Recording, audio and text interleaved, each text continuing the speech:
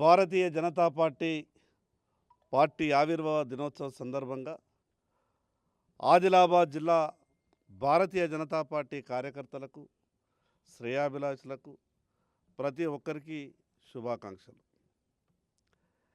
Bharatiya Janata party ఆవిర్భావం తర్వాత దేశ రాజకీయాలలో వచ్చినటువంటి మార్పులు ప్రతి పేదవాడికి ఈ గొప్ప ప్రజాస్వామ్య దేశంలో మంచి జరిగే విధంగా ఈరోజు ఉన్నటువంటి రాజకీయాలలో గతంలో కేవలం కుటుంబ రాజకీయాలు, ఆ రాజకీయాలలో కుటుంబ సభ్యులకు మాత్రమే పాత్ర ఉండేది.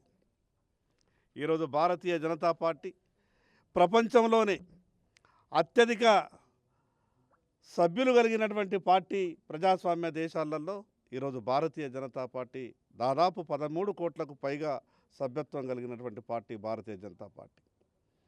ఈరోజు భారతీయ జనతా పార్టీ ఈ దేశంలో అధికారంలోకి వచ్చిన తర్వాత వాజ్పేయి గారి ఆధ్వర్యంలో కానీ, నరేంద్ర మోడీ గారి నాయకత్వంలో కానీ ఈ దేశంలో అభివృద్ధి వైపు సాగుతున్నది. ప్రపంచానికే నాయకత్వం వహించే దిశగా ఈరోజు భారతదేశం ప్రయాణం చేస్తున్నది. ఈ సందర్భంగా యువకులందరికీ విజ్ఞప్తి చేస్తున్నాను. ఈ ప్రజాస్వామ్య దేశంలో ప్రజాస్వామ్యంగా ప్రజలకు రాజకీయాలలో ఉండి సేవ చేయాలనుకున్నటువంటి యువకులకు భారతీయ జనతా పార్టీ ఒక సరైనటువంటి వేదిక. సామాన్య కార్యకర్త దేశ ప్రధానమంత్రి అయ్యేటటువంటి అవకాశం కేవలం భారతీయ జనతా పార్టీకే. ఈరోజు రాష్ట్రాలకు ముఖ్యమంత్రులుగా, కేంద్రంలో మంత్రులుగా ఈరోజు ఎన్నో పదవులు వచ్చినా అది కేవలం కార్యకర్తలకు మాత్రమే, అంటే అది భారతీయ జనతా పార్టీలోనే సాధ్యం. ఈ రాష్ట్రంలో భారతీయ జనతా పార్టీ అధికారంలోకి రావాలి. ఈ సందర్భంగా ప్రతి ఒక్క కార్యకర్తకు విజ్ఞప్తి చేస్తూ ఉన్నాం.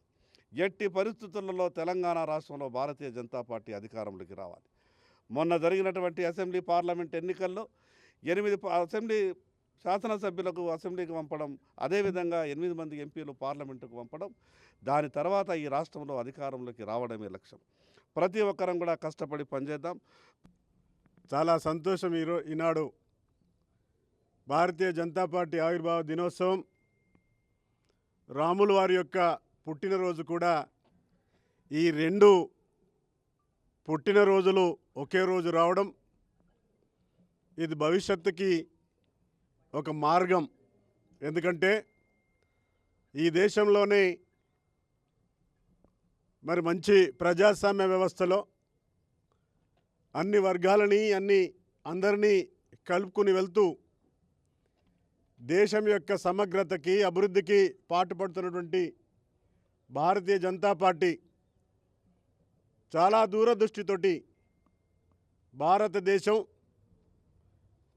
ఉన్నటువంటి అనేకమైనటువంటి వాళ్ళందరి యొక్క కార్యక్రమాలు చేయాలి, అభివృద్ధి కార్యక్రమాలు చేయాలని చెప్పేసి ఈ దేశంలో ఉన్నటువంటి అందరినీ ఆకట్టుకునే విధంగా భారతీయ జనతా పార్టీని నాడు స్థాపించినటువంటి మహానాయకులందరికీ జోహార్లు అర్పిస్తూ, మరి ఎందరో మహానుభావులు పార్టీ నాయకత్వాన్ని, ప్రభుత్వ నాయకత్వాన్ని నడిపించినటువంటి వాజ్పేయి నుంచి కూడా ఈరోజు నరేంద్ర మోడీ గారి నాయకత్వంలో పేద వర్గాలలో అతి పేద వాళ్ళ వర్గాలని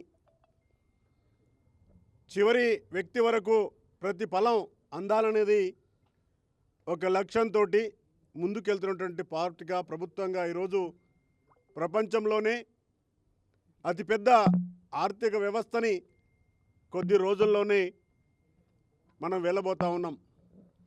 11వ ఆర్థిక వ్యవస్థ నుంచి 5 నుంచి ఒక 2 సంవత్సరాల్లోగా 3వ ఆర్థిక వ్యవస్థ అనేకమైనటువంటి యూరోప్ కంట్రీస్కి తలదన్ని ఈరోజు భారతదేశం 3వ ఆర్థిక వ్యవస్థగా వెళ్తూ ఉంది.